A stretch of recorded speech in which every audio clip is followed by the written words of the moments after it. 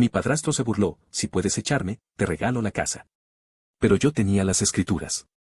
Me llamo Carlos Ramírez, tengo 32 años y jamás olvidaré la expresión de Eduardo cuando descubrió que la casa de la que tanto se jactaba en realidad me pertenecía.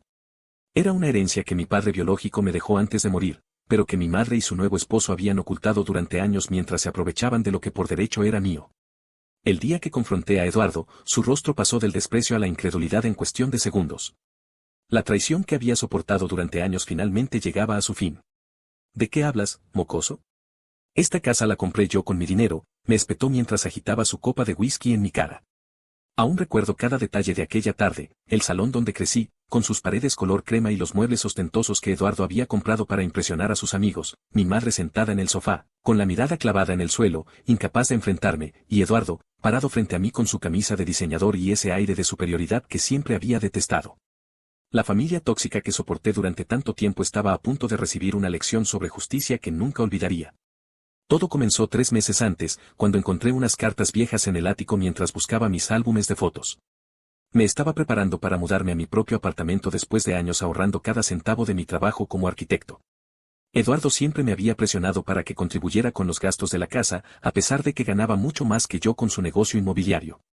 Mientras vivas bajo mi techo, pagarás tu parte, repetía constantemente, como si me hiciera un favor.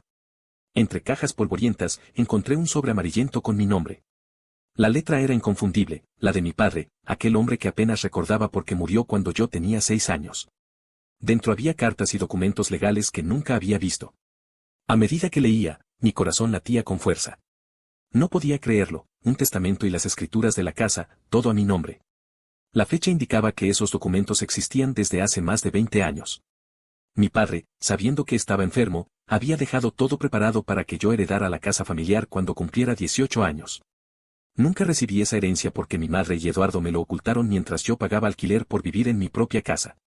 La venganza comenzó a formarse en mi mente, no como un acto impulsivo, sino como un plan meticuloso.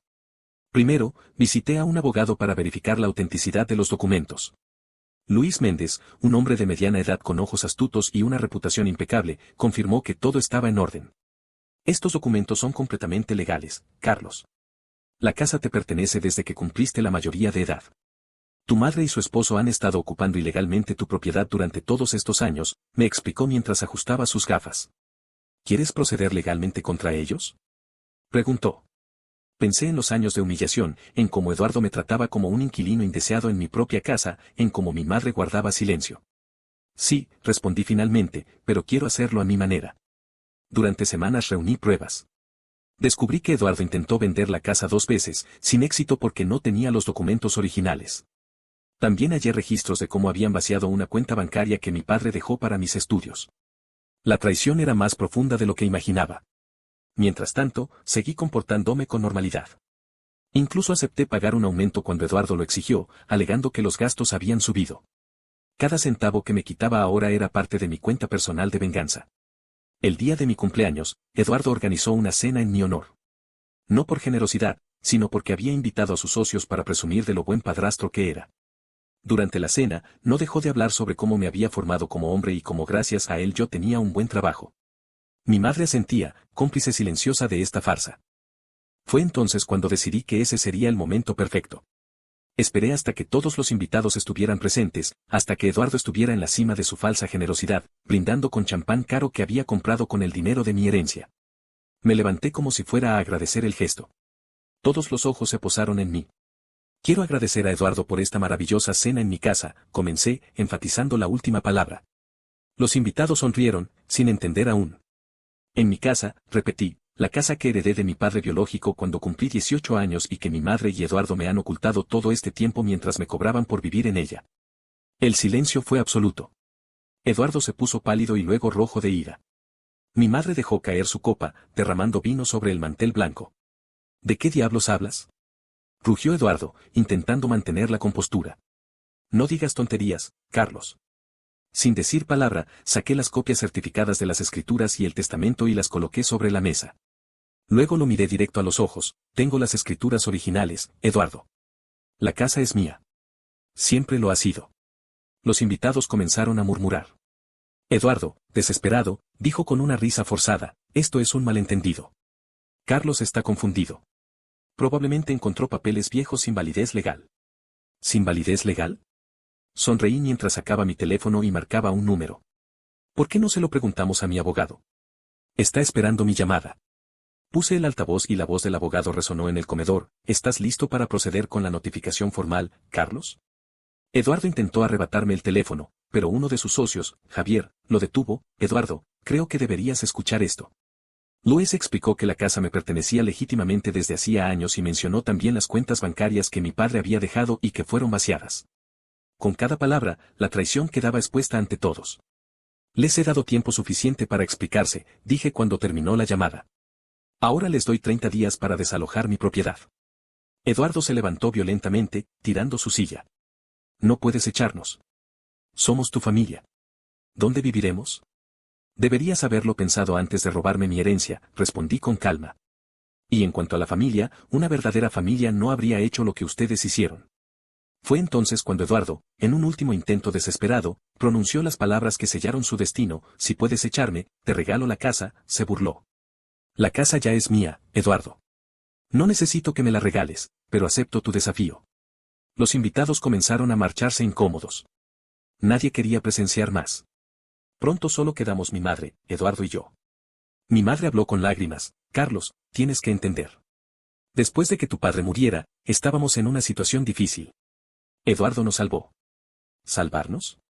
¿Robándome mi herencia? ¿Haciéndome pagar por vivir en mi propia casa? ¿Eso es salvarnos? Eras un niño, gritó Eduardo. ¿Qué ibas a hacer con una casa a los 18?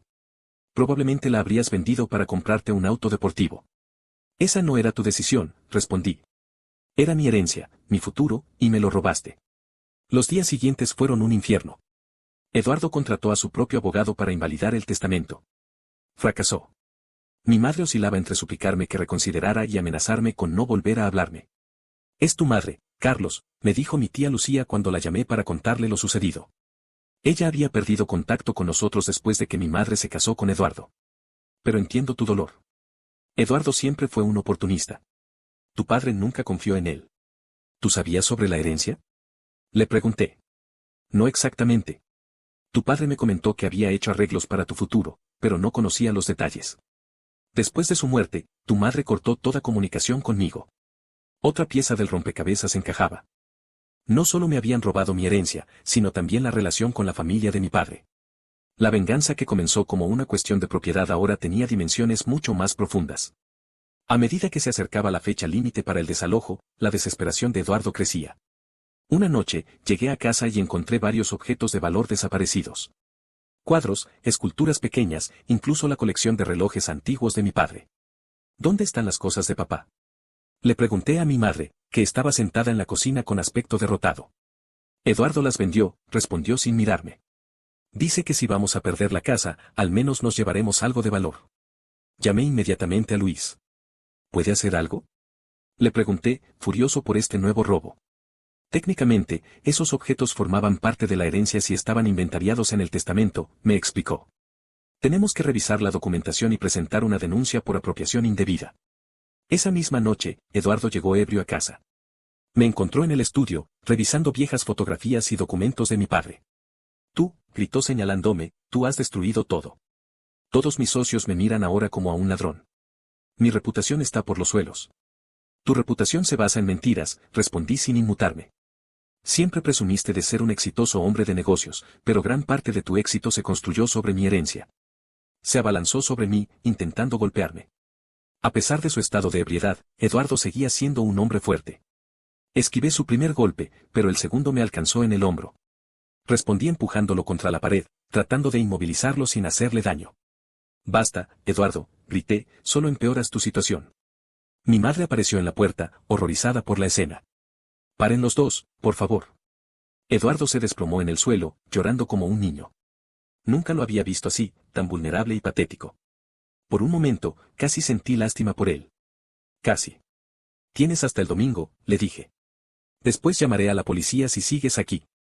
Al día siguiente, contraté a un equipo de seguridad para vigilar la casa y evitar que Eduardo se llevara más cosas. También cambié las cerraduras mientras ellos estaban fuera. Cuando regresaron y descubrieron que no podían entrar, Eduardo montó en cólera. No puedes hacernos esto, gritó desde el jardín mientras los vecinos observaban la escena. Somos tu familia. La familia no se roba entre sí, respondí desde la ventana. Tus cosas están empacadas en el garaje. Puedes recogerlas mañana a las 10 en punto. Esa noche recibí llamadas de varios familiares, algunos apoyándome y otros condenando mis acciones. Mi prima Valeria, que siempre había sido cercana a mi madre, me llamó para intentar mediar. Carlos, entiendo que estés herido, pero es tu madre. ¿Dónde va a vivir? Eduardo tiene un apartamento en la ciudad, respondí. Nunca lo usaba porque prefería vivir en mi casa, pero ahora pueden mudarse allí. ¿Y si no fuera así? ¿Si realmente no tuvieran a dónde ir? La pregunta me hizo reflexionar. ¿Hasta dónde llegaría mi venganza? ¿Estaba dispuesto a dejar a mi madre en la calle? Valeria, me han robado y mentido durante años. Han vivido a costa de la herencia que mi padre me dejó. Me han hecho pagar por vivir en mi propia casa. ¿Qué esperabas que hiciera cuando descubriera la verdad? El silencio al otro lado de la línea fue su única respuesta.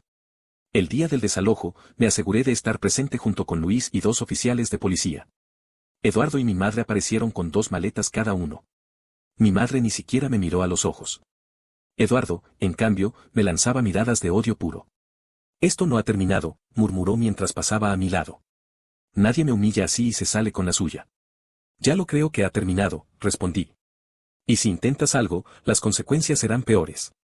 Cuando finalmente se marcharon, me quedé solo en la gran casa que siempre había sido mía, pero que nunca había sentido como un hogar. Recorrí cada habitación, tocando las paredes, recordando momentos de mi infancia. En el dormitorio principal, donde Eduardo y mi madre habían dormido todos esos años, encontré una caja fuerte oculta detrás de un cuadro. Llamé a un cerrajero especializado y, después de varias horas, logramos abrirla. Dentro encontré más documentos, escrituras de otras propiedades, cuentas bancarias en el extranjero. Y lo más impactante, documentos que probaban que Eduardo había falsificado la firma de mi madre en varios préstamos utilizando mi casa como garantía. La justicia que había comenzado a ejecutar era solo la punta del iceberg.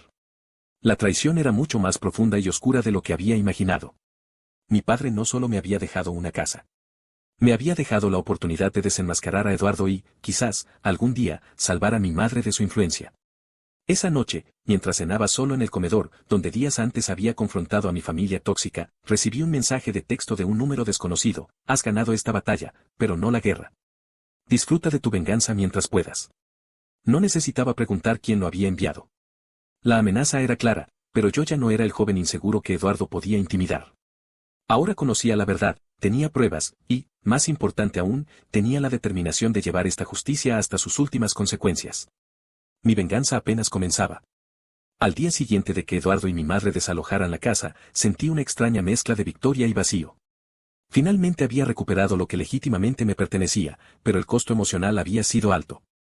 La relación con mi madre, ya deteriorada, ahora parecía irrecuperable. Decidí investigar más a fondo los documentos encontrados en la caja fuerte. Con ayuda de Luis, descubrimos que Eduardo había construido un pequeño imperio inmobiliario utilizando fondos de dudosa procedencia.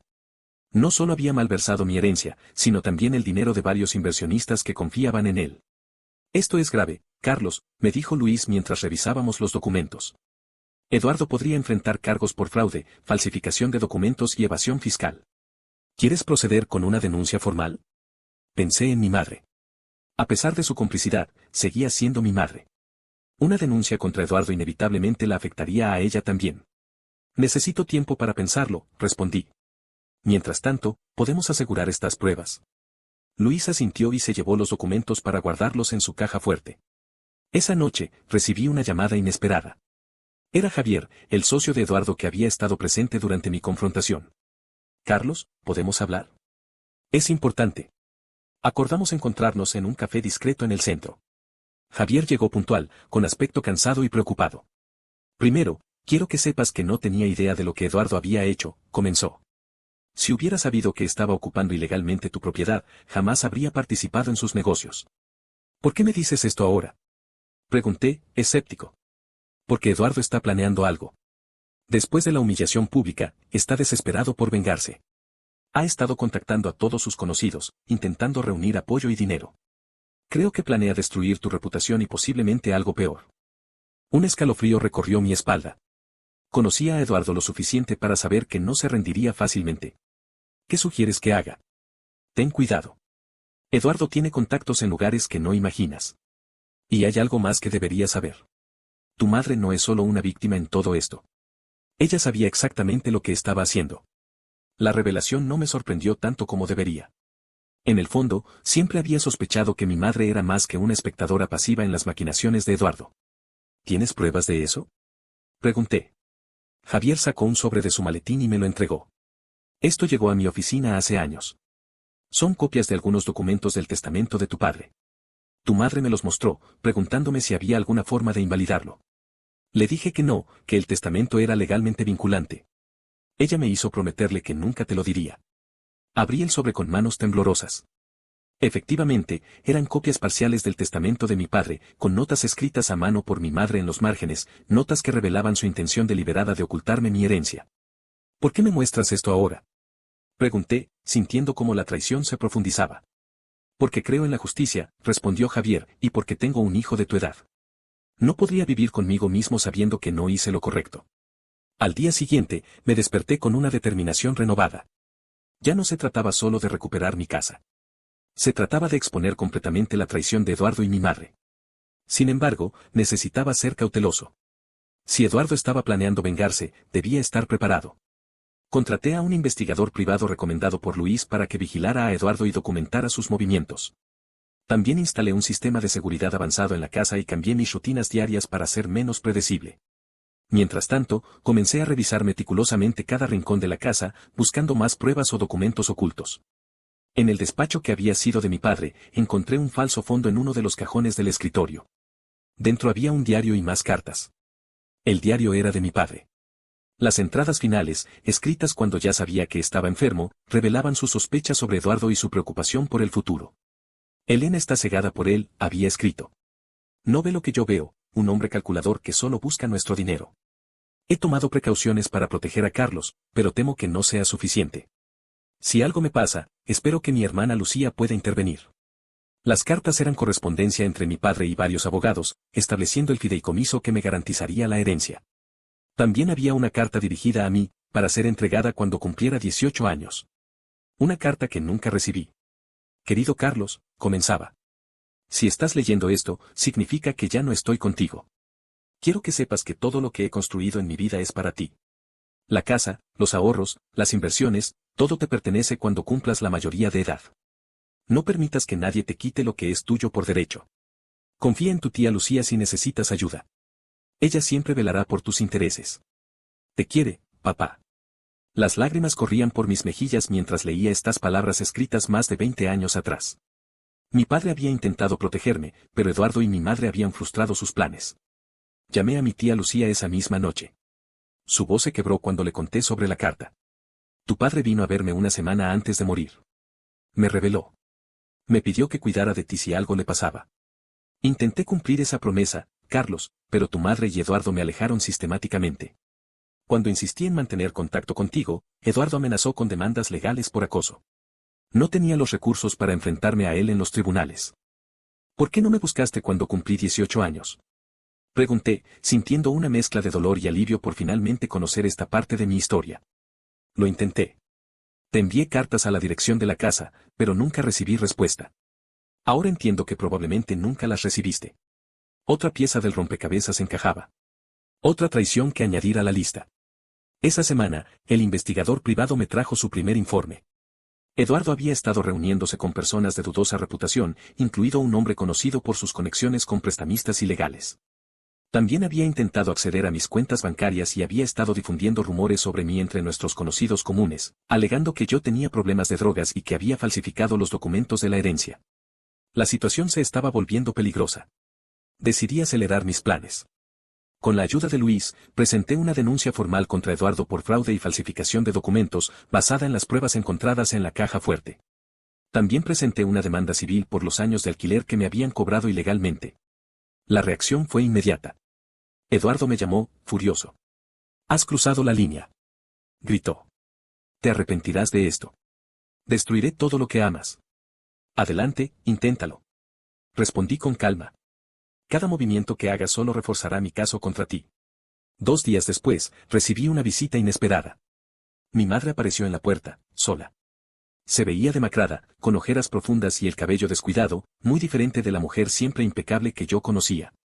Carlos, tenemos que hablar, dijo con voz apenas audible. La dejé entrar, más por curiosidad que por compasión. Nos sentamos en el salón, el mismo lugar donde semanas antes había expuesto su traición. Eduardo se está desmoronando, comenzó. La denuncia que presentaste podría ir a prisión. Estamos al borde de la ruina. Por favor, retira la denuncia. ¿Por qué debería hacerlo? Pregunté. Después de todo lo que me han hecho. Porque soy tu madre, respondió. Como si eso lo explicara todo. ¿Y por qué hay cosas que no sabes? ¿Qué cosas, mamá? ¿Qué sabías sobre mi herencia y me la ocultaste deliberadamente? ¿Qué alejaste a la familia de papá para que no pudieran decirme la verdad? ¿Qué permitiste que Eduardo me tratara como un inquilino en mi propia casa? ¿Qué más debería saber? Su rostro palideció. ¿Cómo? Tengo pruebas de todo, dije. El diario de papá. Las notas que escribiste en las copias del testamento. Las cartas interceptadas. Lo sé todo. Mi madre comenzó a llorar, pero sus lágrimas ya no me conmovían como antes. Eduardo me convenció, confesó entre sollozos. Dijo que eras demasiado joven para manejar una herencia, que lo dilapidarías todo. Prometió que cuando fueras mayor, te lo contaríamos todo y te devolveríamos lo que era tuyo, con intereses.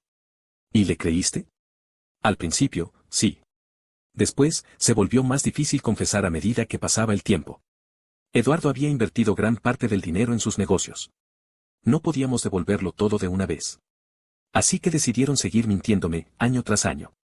Lo siento, Carlos. Realmente lo siento. La miré, buscando en su rostro a la madre que recordaba de mi infancia, la que me cantaba canciones de cuna y me consolaba cuando tenía pesadillas. Pero esa mujer había desaparecido hace mucho tiempo, reemplazada por alguien que había elegido a su nuevo marido por encima de su propio hijo. Necesito tiempo, mamá, dije finalmente. No puedo perdonarte. No ahora. ¿Y la denuncia contra Eduardo? Seguirá su curso. Ha cometido delitos y debe enfrentar las consecuencias. Se levantó derrotada. Eduardo tenía razón. Te has vuelto despiadado. No, mamá. Me he vuelto justo. Hay una gran diferencia. Después de que se marchó, me quedé contemplando el retrato de mi padre que colgaba en la pared. Por primera vez en muchos años, sentí que podía mirarle a los ojos sin vergüenza. Estaba cumpliendo su última voluntad, protegiendo lo que él había construido para mí. Pero la venganza y la justicia tienen un precio. Mientras recuperaba mi herencia y mi dignidad, perdía los últimos vestigios de mi relación con mi madre.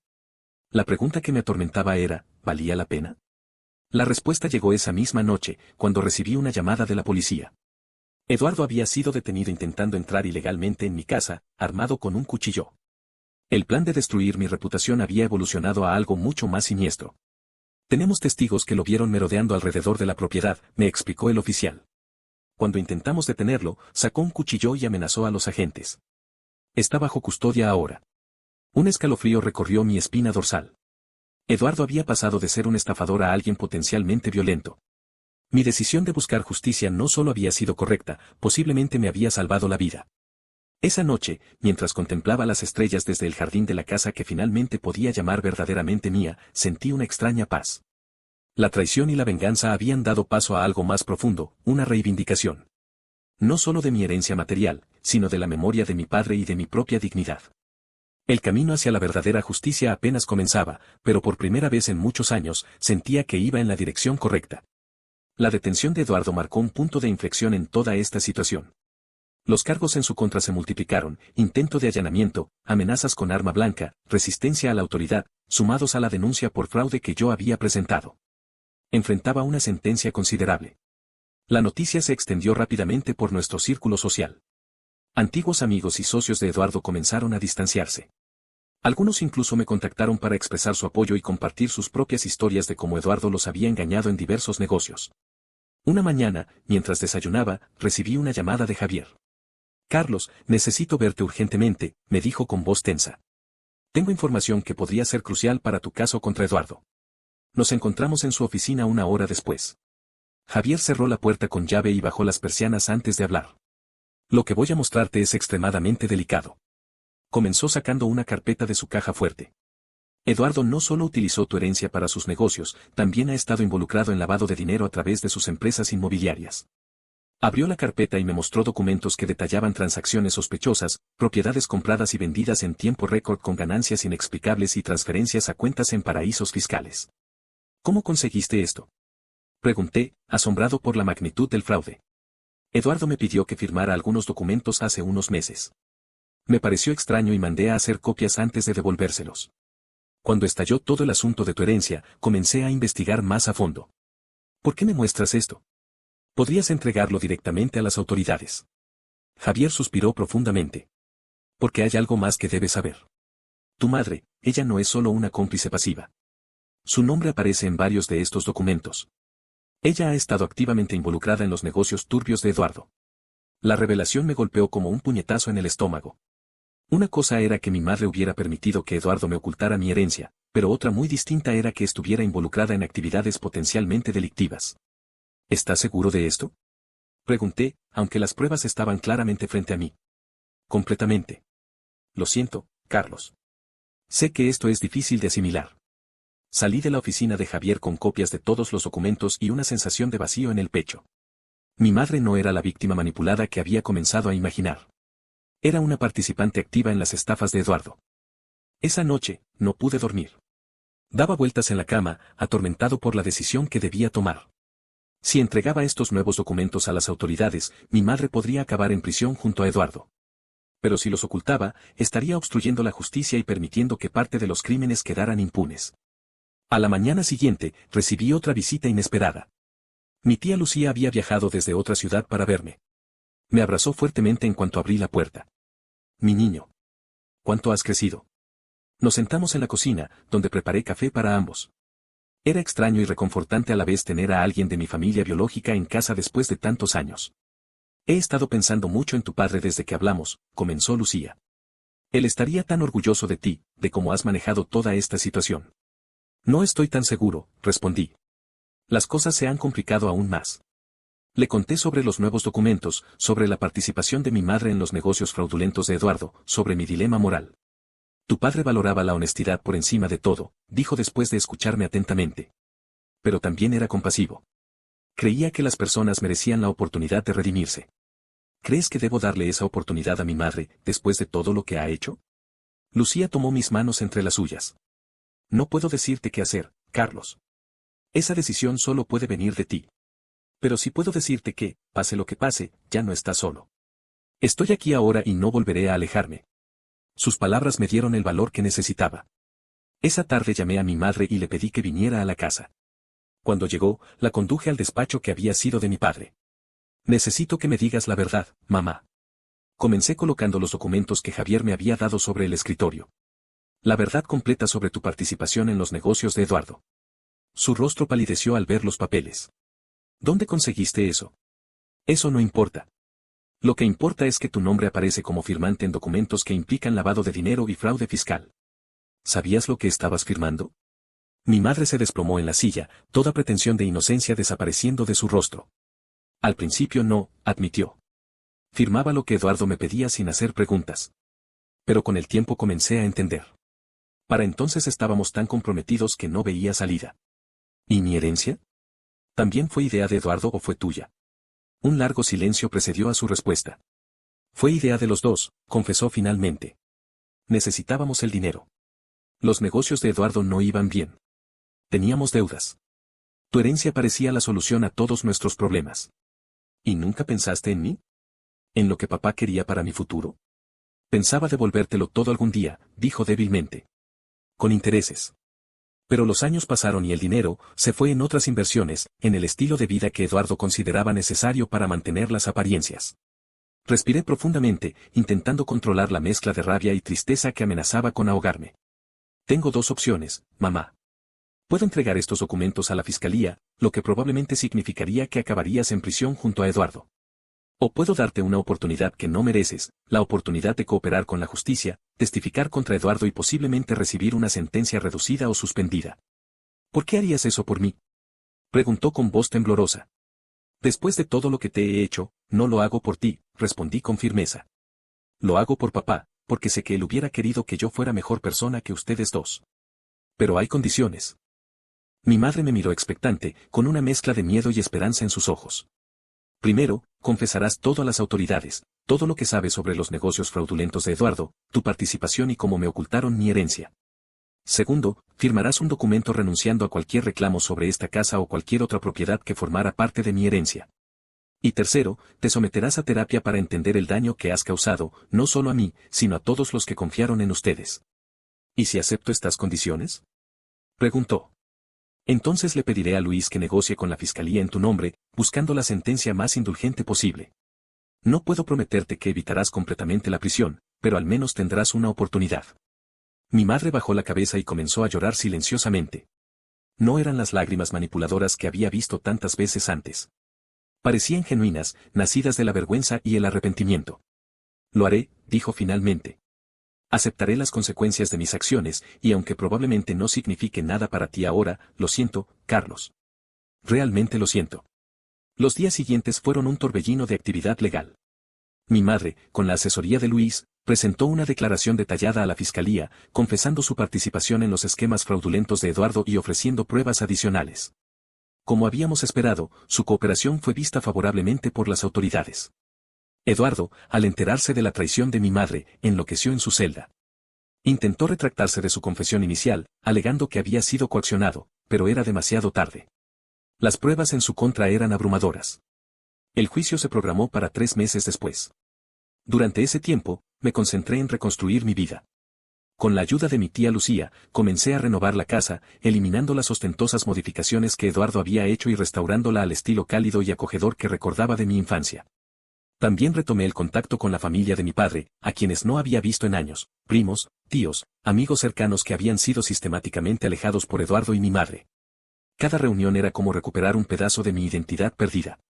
Una tarde, mientras revisaba viejos álbumes de fotos con mi tía Lucía, encontramos una imagen que me dejó sin aliento, mi padre, mi madre y yo, en lo que parecía ser un día de picnic.